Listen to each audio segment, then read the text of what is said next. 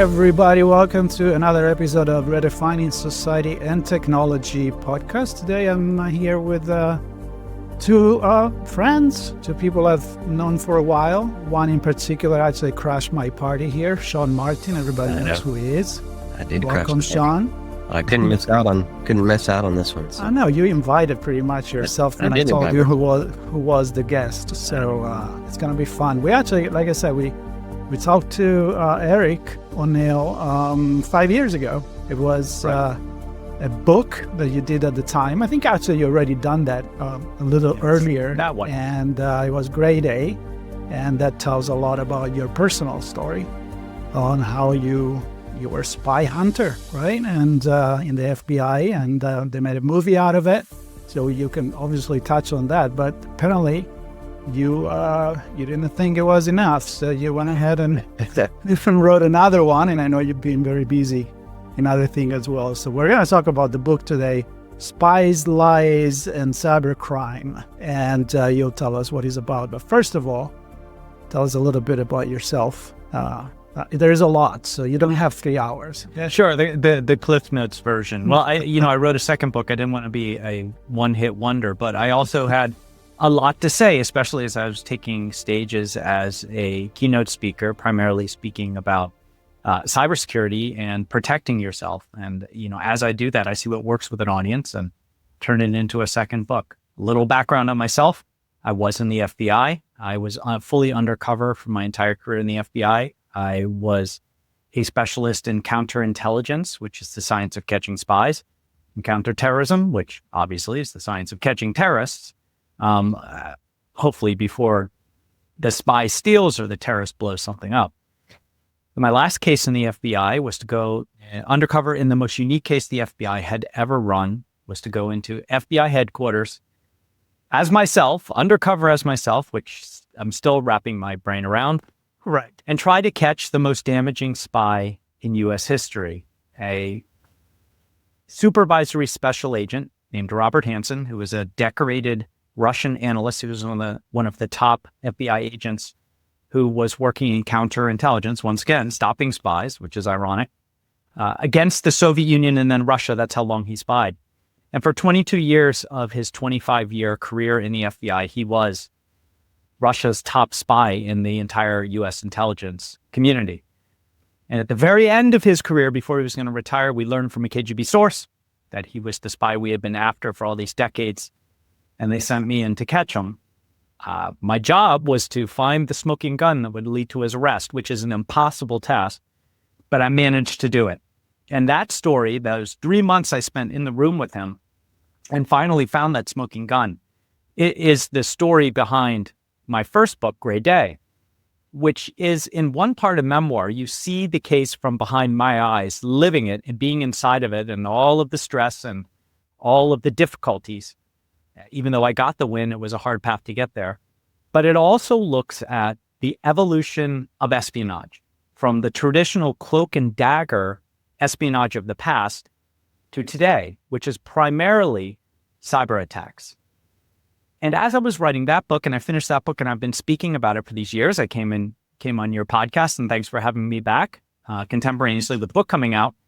I continued to think about how technology has evolved and is evolving us and evolved around us. And one of the most critical pivot points in our society as far as adoption of technology was that thing nobody's supposed to talk about, that we don't say anymore, right?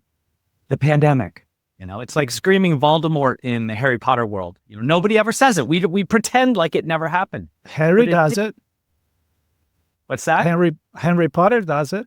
Yes, right. He does. Maybe you need that one that actually is not scared of it. That's going to say it. But the fact of the matter is that moment in history where, for whatever you can say it was good reasons, bad reasons. We don't need to get into that. But we were all thrown basically by the seat of our pants into a completely virtual environment and how we're communicating, working, associating before security was ready. And that moment, when that pandemic started, marks the biggest single rise of cybercrime in history. And as I watched that unfold around me, I was stuck home just like anyone else. And at that point, I was working as a general counsel and advisor for a big company that was suffering a cyber attack. And that becomes the central sort of story for my new book, Spies, Lies, and Cybercrime. But I was watching how technology was changing us and how cyber criminals were the biggest innovators in that change. And right now, cybercrime is the fastest growing business on earth. And I thought, people need to understand this. People need to know that cyber criminals aren't attacking our computers through computers with some sort of magic that no one understands. What they're doing is they're attacking you and me personally. They're fooling us into just handing everything over. And that is the premise for the book, to get people to understand all the way they're attacking and then give them tools and techniques they can use to defend themselves, all in the rubric of this great storytelling that really draws the reader in. So when people ask, where would you classify your book if you had to stick it in a library? And I would say, put it right in true crime, because that's really what it is. My mind is going a mile a minute. Can I take it, Marco? I'm gonna. You're muted, but I'm gonna. You go. That's why I was muted.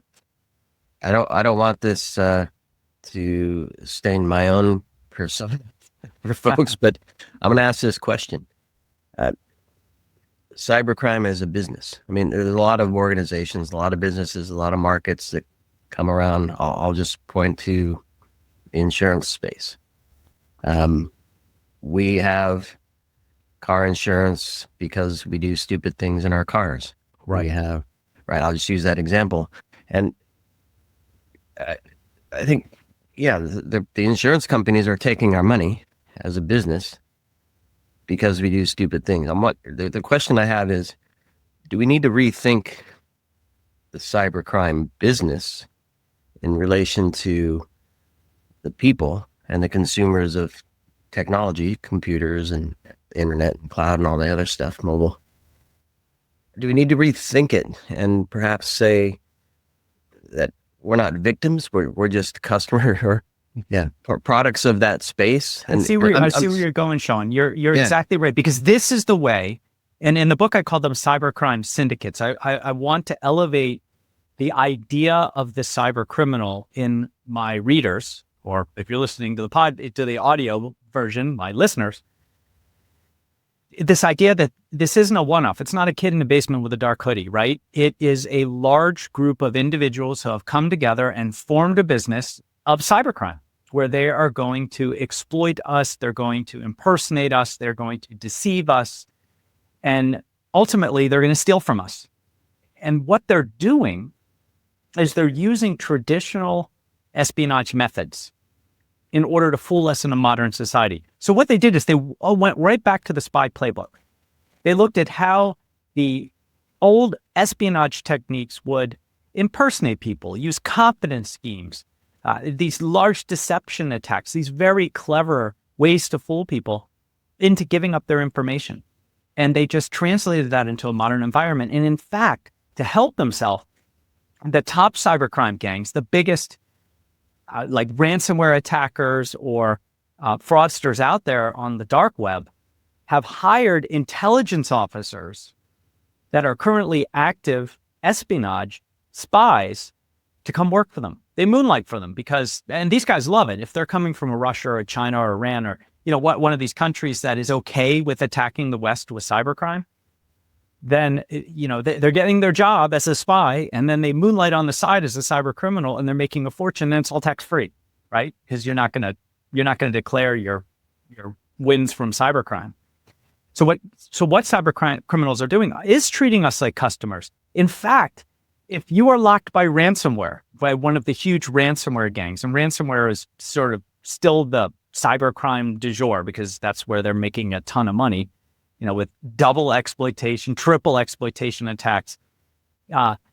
What the criminals will do is be very polite to you as they're negotiating the ransom. And then when you do decide to pay, and it's best not to, but if you do decide to pay, they're incredibly polite. They hand you over to their tech support team who will help you decrypt all your data, and they'll even reach out. There have been cases where a small company that might have an IT person, no CISO, chief information security officer, is encrypted by ransomware, and the whole company grinds to a halt, and they decide to pay, and then they do, and then the attacker sends back the decryption key. Oh, use this to unlock all of your data. And they look at them like, I don't know how to do that. And the attacker says, don't worry, we still control your computer systems. We'll just do it for you. Right? You're going to be a repeat customer. I mean, it's not like they just cleaned everything up and they move on to the next person. No, they wait, and a month later, you're locked again. And they're still polite, but they're just as evil as they were before. So yeah, they are treating us. And that's why, to go back to your original analogy, Sean, we need cybersecurity insurance.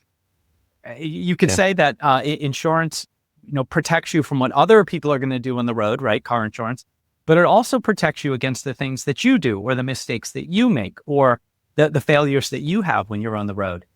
And so if every business now, if they want to survive the scourge of cyber attacks, has to have that insurance. So we can talk about the insurance after, because one thing that you can consider is the insurance that kind of allows you to not be so careful anymore. Although, you don't do that really in the cars, not because you have an insurance, they're driving like crazy, but you say, I do have an insurance. But I want to go back to a couple of things. I've heard this support story several times, and it blows my mind. I know there are entire marketing. We were talking about marketing and branding before we start recording. I mean, they run a business. They market their business. They want to know that people can count on them and they don't screw them over. Well, maybe again, but when you pay, you get your stuff. You don't want to be the one that says, no, I'm not going to give you, the ransom file. Well, to an extent, because remember that this is a business, and there are many cases where you're dealing with that top tier cybercrime gang, but more often than not, you're not. What you're dealing with is a member of their affiliate program, because why not, right? They're ransomware as a service. So they have affiliates, and what they do is they create these training programs on the dark web where if say I want to become a bad guy and I'm enterprising enough to, grab a clean computer, fire up my Tor browser and dive deep. I call it splunking into the dark web, all the way deep down to the bottom. And I find one of these cybercrime gangs and I take their course, right? This is like e-learning platform. I download their toolkit and I agree that when I use your toolkit and I lock somebody with ransomware and I collect the money, I'll kick 25% back up to you. Now they might not be as professional. And so after they lock you, they're saying they're the big gang, but they're really just an affiliate. And then you pay and they don't give you the key because they don't care, right? They just move on to somebody else. So you do have to be very careful about that. You are right that it's a business, but my point is there are so many different components too. It's not just affiliates. There are groups who will collect payment, right? That's all they do. They'll collect the payment from the drop bank account, which is a legitimate bank account. And the way that criminals will do it is they will steal someone's identity, open a bank account in their name, use it to collect payment, then abandon the bank account and quickly move it through cryptocurrency change faster than, say, the FBI can repatriate it. So there are companies that do that. There are the companies that do the tech support. There are the companies that do marketing. They actually have marketing. And some of these cybercrime groups have even donated to charities. It's bananas. Yes. I saw a segment talking about, and it was just this, I'll say, traditional phishing scam where a text comes through. It says you didn't pay this fee or this toll or whatever it is, and then they help somebody collect the money, and we transferred the money back to you, or we overpaid, but you overpaid, so we're transferring money back, and we transferred too much back, and now there's this whole scheme of now you owe us money, and you're going to be in trouble if you don't give us the money back. Here's the best way to do it: go withdraw cash, put it in this Bitcoin or crypto ATM. So physical cash into a physical ATM, money's gone. It's moved into the physical world as well. And I'm wondering, this whole ecosystem, it's hard to attribute something back to the source, but there is an ecosystem there. I'm wondering, is there a way to kind of get a view into who's doing what, where, and are there ways to, I don't know, protect people along the way before they get into too much trouble? Yeah, that story you're talking about, though, some of those companies who provide those Bitcoin ATM machines, it still boggles my mind that there are Bitcoin ATM machines in different places. And in Kentucky is the best example, are being sued by the state for allowing cybercrime. The argument is that they knew that this was how they were making most of their money, because how many people use Bitcoin machine? I mean, even if you have Bitcoin, when are you going to an ATM to get cash from your Bitcoin, right? Right. I mean, who does that in Kentucky? And so the majority of the money they were making off fees were people who were being defrauded and going and depositing their money into these criminal accounts that are using, right? So there's that problem. The other side is that toll issue. That it's a Chinese cybercrime gang that's launching these things. They will even have people where they pay them like 12 cents for every $100 that they're able to scam off of people. And they're just buying lists of cell numbers and rocketing them out. That's why every one of us has gotten like 100 of these stupid things. They made $1 billion last year off of this. I mean, it's just astronomical just by sending out these. And most of the biggest scam here is so people can recognize it and defend against it. Is it will normally say you didn't pay your toll, you're going to lose your license, or your license will be suspended, and sometimes it escalates to you're going to be arrested, and then it'll give you like a 1-800 number in many cases. Sometimes it's a link and you can go and pay, but sometimes there's a 1-800 number and you call, and now you're talking to a dark web call center, and somebody is pretending that they work for the government in whatever state you're in, and they're about to cancel your license if you don't pay right away. And they put this massive pressure on you. Like, you have to do it now. They don't let you hang up the phone. They don't let you walk away. And in order to protect yourself against these, and what I say in the book is you have to create this ability to not give in to the pressure. Like, in that moment, you need to know, okay, I'm going to hang up right now and I'm going to call you back, right? I'm going to call you back. Not your number, not that number. You're looking up the number directly for the government agency that they say they come from, and that's who you call back, not the number that they gave you. They will fight tooth and nail to make sure you don't do it, and that's a great clue that it's a scam. I want to go back in what you said before about we're kind of using new technology, but we are still using the methodology and techniques that, honestly, humanity, since it exists, there's always been social engineers, scammers. Right. I'm in Italy right now. I know a story of people in the movie where they sell the Colosseum to tourists, right? This is in movies in the 50s. Yeah, and I think tourists are still buying pieces the Eiffel Tower in France. Yeah, or maybe right? pieces of a piece rock of from the statue, that whatever. But the point is, we've always done it. It's in the human mind. And we've all seen spy movies from the 40s, the 50s. Can you give some example of how they adapted old techniques to the new technology? Oh, certainly. So what happened when we went through the pandemic is we modernized the way that we communicate, and we did it by disassociating ourselves. So what do I mean by that? Right now we're doing this podcast. I'm right around the corner from Washington, D.C. Sean, I think you said you're in New York. Marco, I'm not really sure where you are. Florence. I think you were in Florence. All right, great. Yeah. So once upon a time, we would have all got on a plane and flown to a studio and sat down, and that's how it would be done. But this is how it's done now.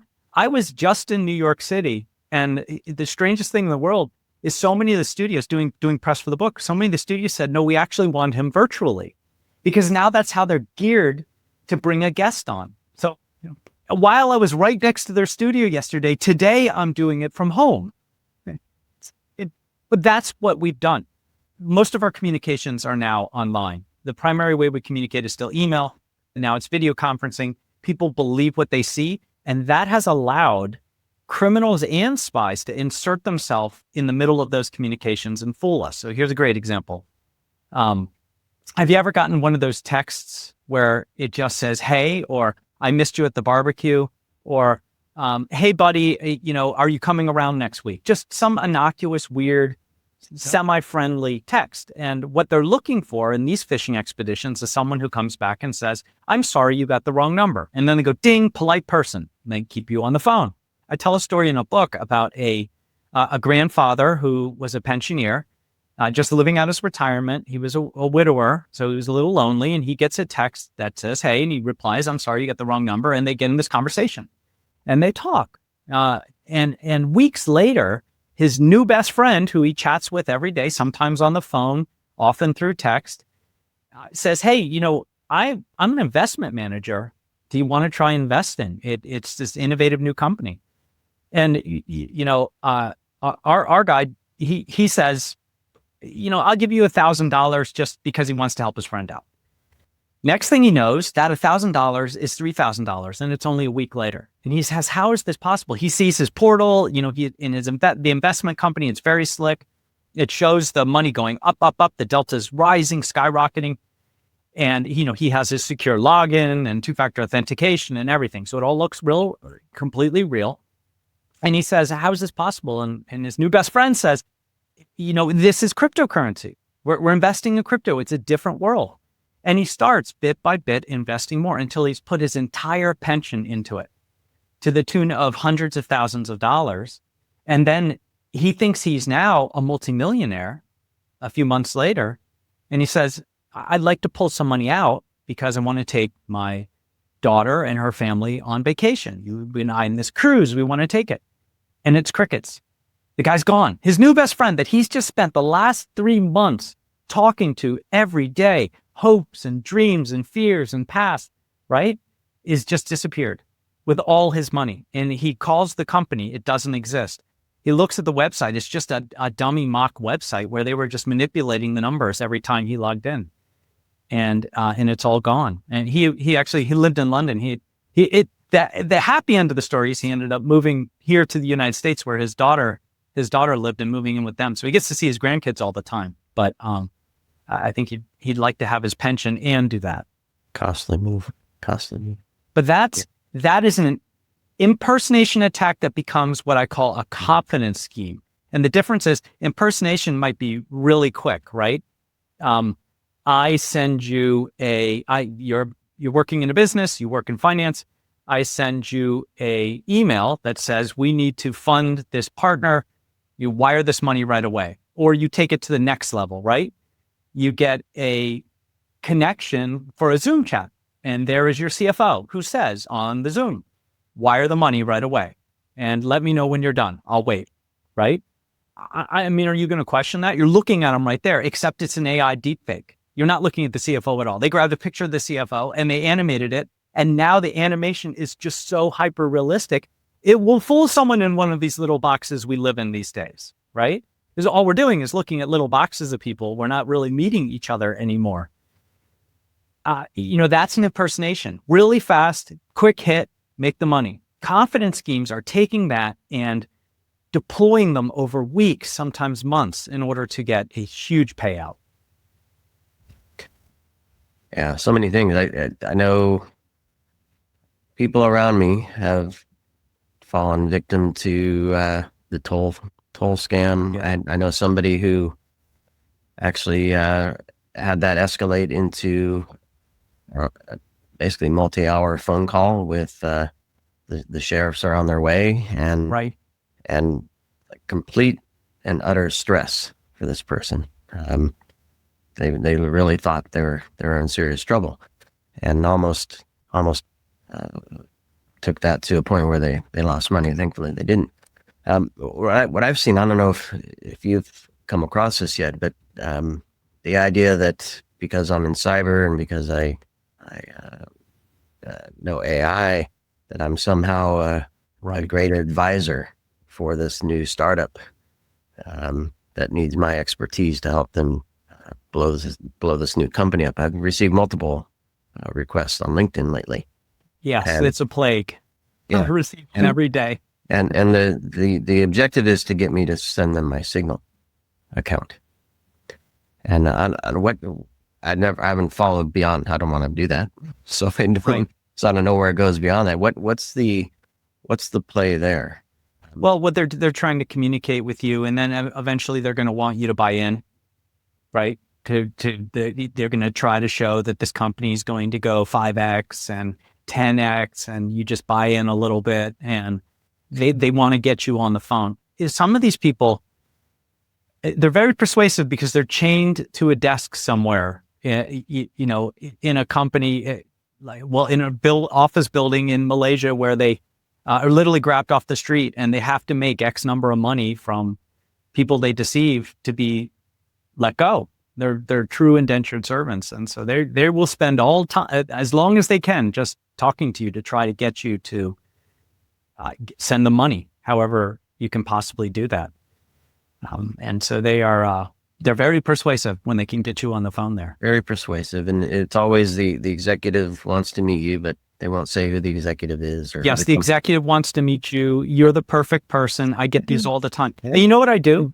I respond politely. I say, go through the form on my website, please, and fill out the appropriate section, and my team will get back to you. And I never hear from them again. Yeah. Yep. They Well, send you can just PDFs, delete but it. I'm not going to Like, open. Or they want your phone number. That's the other thing, because they want to call you. Yeah, exactly. And then start the whole persuasion, and then there's, of course, you talked about the friends before, but there is a lot of people falling for romance scams again, Romance fraud. Yeah. taking advantage of lonely people and so on.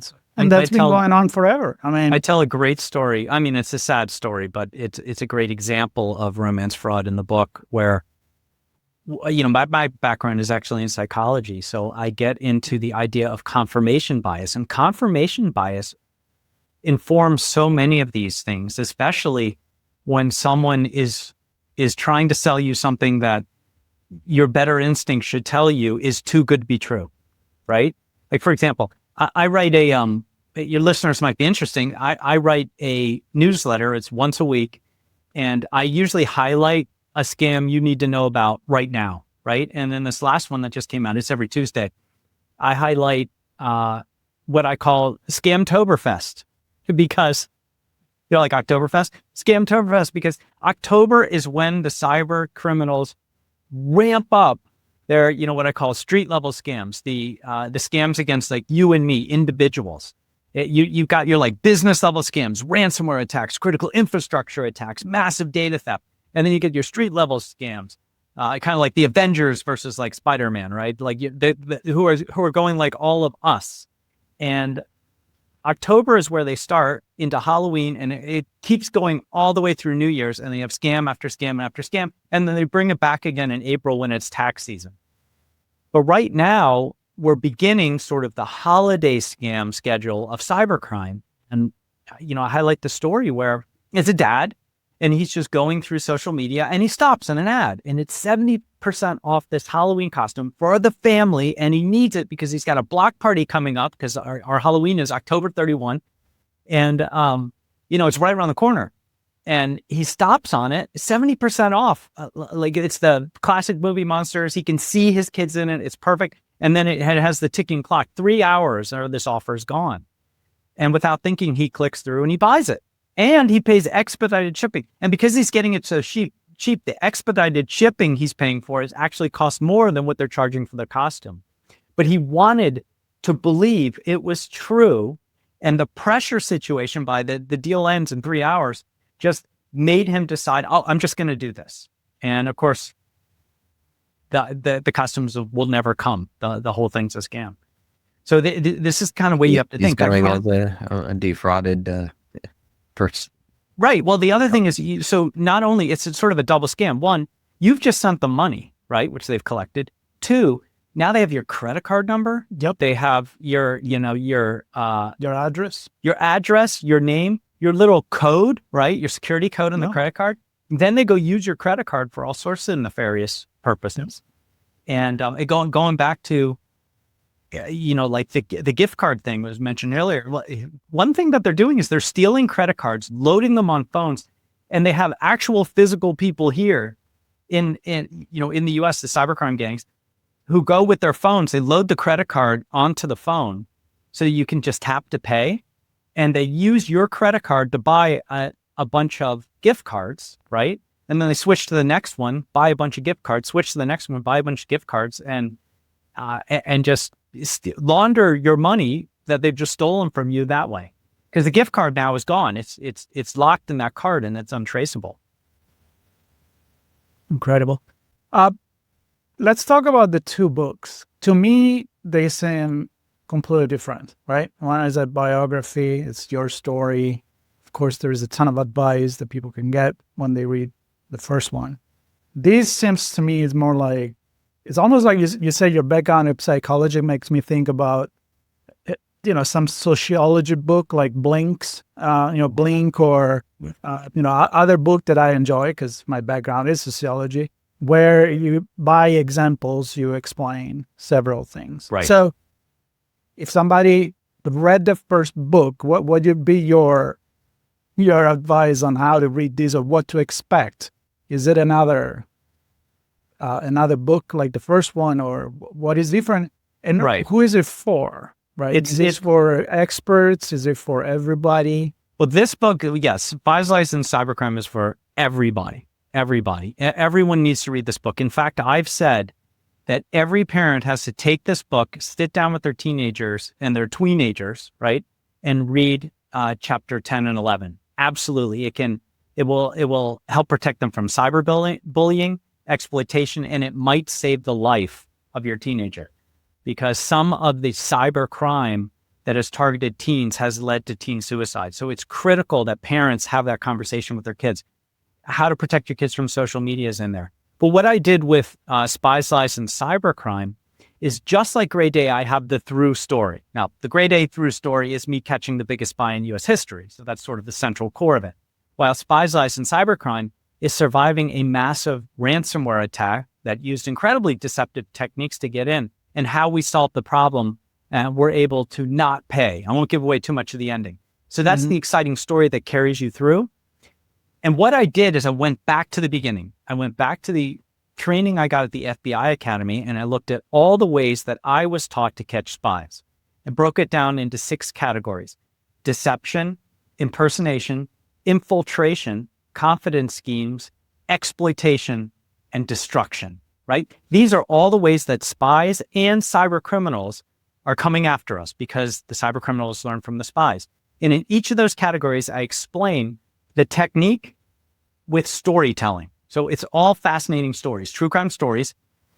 And I explain it in the first part of the book as though you're a bad guy taking the training course, as though you're a bad guy in the FBI Academy for cyber criminals, right? So when you read it, it's giving you tactics to avoid the law enforcement, right? I'm not trying to train cyber criminals. What I'm doing is I'm training your brain. So as you read it, you can instantly recognize the attack. You know that it's an impersonation attack. You know somebody's building a confidence scheme. You know somebody's trying to phish you for ransomware. You see it.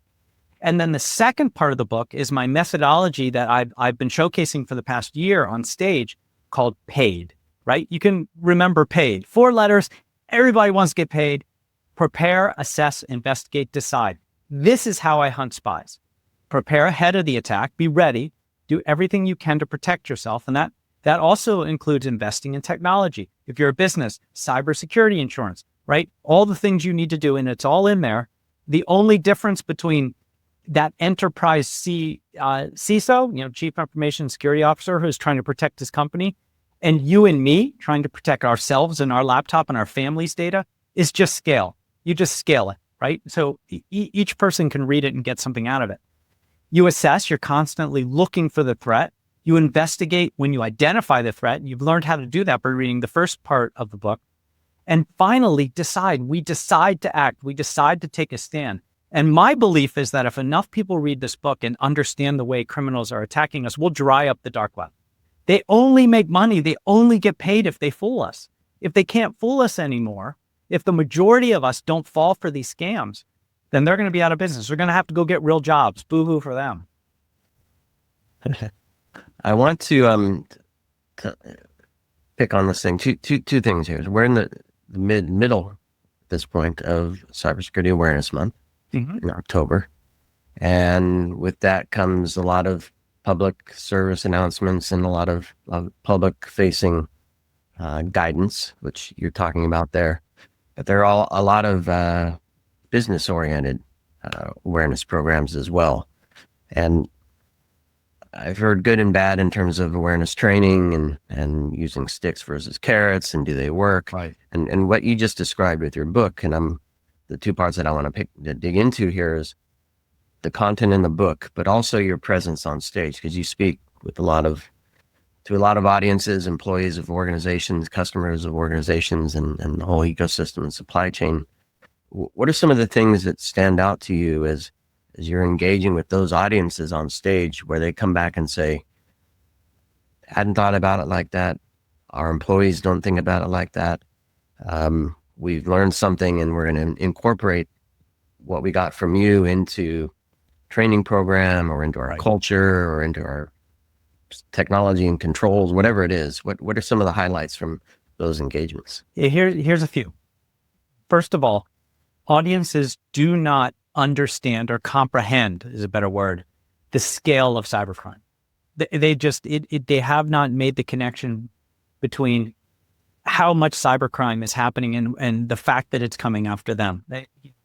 Just some quick stats, right? The cost of cybercrime moving through the dark web, and that's just cybercrime. The dark web also is the largest drug trade marketplace on earth. It's the largest human trafficking marketplace on earth. You can literally buy people. It's the largest weapons and arms marketplace on earth.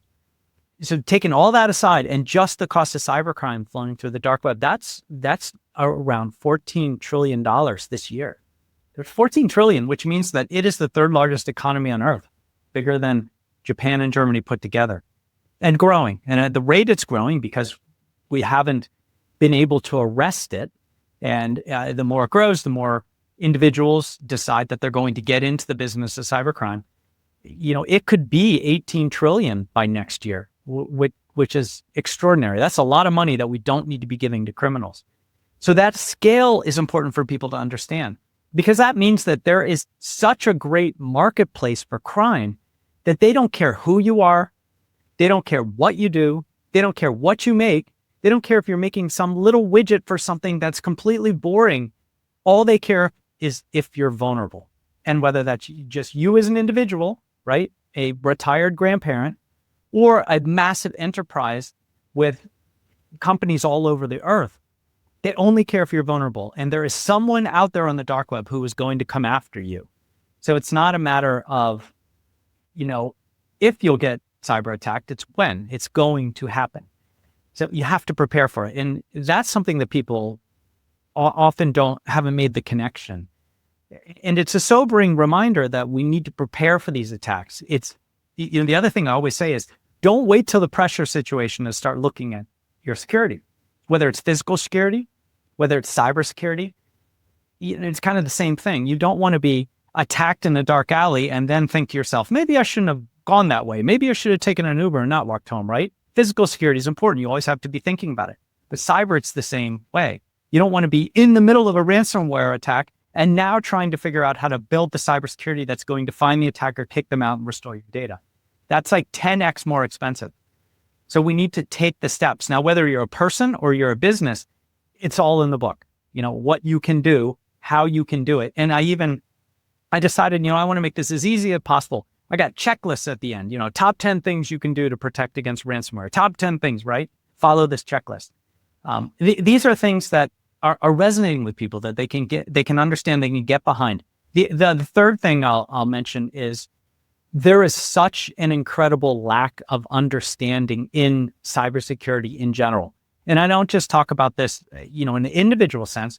Companies who might just have, their network IT person, and they've just appointed them. You are now, in charge of cybersecurity, but they have no training, right? And they don't, they don't know what they don't know. And it can be incredibly stressful for them. And sometimes what I'm doing is opening their eyes, and then they will come up to me later and they'll be like, thank you so much, Eric. My CEO finally gets it. The board members that were in attendance, they're giving us money. We're going to hire somebody. I'm going to get a director of security. This is, and I'm like, and I'll be there to help you. Like, you could hire me to come and do the consulting, it all works together nicely. But yeah, it's this providing information. And the way I do it is with storytelling. So it's memorable, but it's also impactful. And I think that's a critical way to impart these lessons that absolutely have to be known. Yeah. Well, you're breaking an open door. Real quick, Mark, and then I'll let you go, because I was at a conference not too long ago where took a bus to an event and thought it was a quick ride. It'd be good to get some exercise. I'll walk back. And I decided it seemed like a good idea, but the walk back was just long enough that I thought it's too late, too dark, maybe not the best path to take. So I decided to take the bus back. The bus back drove through this long tunnel, which was dark and full of exhaust and also a lot of unsavory things going on. Yeah. And I thought, thank goodness that I think differently and think better of that decision to walk back. And it's just second nature. I was trying to do the right thing, be healthy, get some exercise in, but put myself in danger in the same way. And I just think if we can get to a mindset of that with cyber, then I think we're in a much better place. Right. And what you did is you assessed the situation. You thought about it. You took a step back. You didn't give in to your first instinct. If you want to break it down into the paid methodology, you assessed the situation and decided you were going to make a change, right? You'd made that decision. And as you were driving in the bus, you got to investigate. Yes. Your original plan was not going to be a good one. Exactly. And you don't want to know that when you're actually in the tunnel walking at night. Right. No, look, actually with this last comment, Sean, that you made and what Eric said before about the storytelling, I mean, you guys are breaking an open door with me. I'm all about storytelling. It doesn't matter what you talk about, either stories for kids, and then there is a moral in the end, which I enjoy writing, to teaching to people by metaphors, by examples, and a good story goes a long way. So I think this is great. And the other thing that I want to close with is the culture, right? So it needs to be ingrained in yourself, in everything that you do. Like you assess what Sean did, where you decide, I better look both sides on this road before I cross the street, even if it's a one way, because you never freaking know, right? I mean, those are certain things that we get through experience, through your parents, through school, but also through the things that you do. And I feel like when this thing become digital and there is not a way to touch it and to experience it, and it happens online, people think they're either immune to it, or it's not going to happen to me, or they just can't wrap their head around it. Right. So I welcome, and I'm so glad that you came on Redefining Society and Technology, because this is about exactly trying to understand how it is. You can say, I don't care, but that doesn't mean that you're not going to be hit. Right. No, you're right. And it's going to get worse where right now, how do you even know that you're talking to me? I don't. Could be talking to my avatar. I could be sitting here in my pajamas, it didn't even shave, and I'm just typing what I want Eric to say, No, there are a couple of tricks you can use feasible for the future, which is right around the corner. Some trips you can use. You can say, everybody in the meeting, would you please pick up a pen, right? Avatars don't do that yet, right? They don't do a lot of hand motions. Or the fun one I like, would everybody wave their hands and shake their head around like that? And see if there is some pixel and glitch. Right. Not yet. But yeah, we are moving into a world, and in my book I say that trust has become an uncommon commodity. In fact, trust is the most valuable thing on earth. For years I was saying that data is the currency of our lives, because everything's data, even money is. But really now it's trust. We've moved into a world where if we can't trust what we see, what we hear, what we read, what can you believe? So we need to find a way to restore trust. And the only way to do that is to be smart. It's a fascinating moment to be alive, and And especially if you lived in the analog world for a little bit and then you find yourself in the digital, there's a lot of reference. I feel like it's a lot harder for the native generation that was born with a phone in their hand. So definitely a book that we need, conversation that we do need. This one right here. So I'm so glad that you came on. Sean, glad you joined me. Now feel free to invite Eric on your show and you guys can go crazy cybersecurity. But I think the audience here definitely got something interesting. And of course, I invite them to grab the book, Spies, Lies, and Cybercrime. And I'm sure it's going to be not only fascinating, but something that, as you said, it could protect you in the future. So we certainly need that. Yes, I think so. And I think that one of the most edifying things that I've heard from readers is they'll come back and they reach out to me and say, someone tried to scam me, but I saw it, right? Nice. Someone tried to trick me, but I saw it. And they say they saw it because they read the book. And that is what I want from this. Absolutely. Let's not let it take 5 years before we connect again. I'll send you a link Sean. to get on redefining cybersecurity. We'll have a chat. And thanks, Marco, for letting me grab. Well, thank you, guys, both. Thank you, everybody, for listening. I will put, of course, the link to Eric's website and the book in the notes. And stay tuned. This was a great story. I'm sure there'll be more. And again, I'm with Sean. Not another 5 years. So write another book or just come back anytime. I'll see you when you're in Manhattan. Yes, absolutely. Well, it's good to be on the show. Thank you both. Cool. Take care, everybody. Stay tuned, subscribe, share, and read the book. Take care.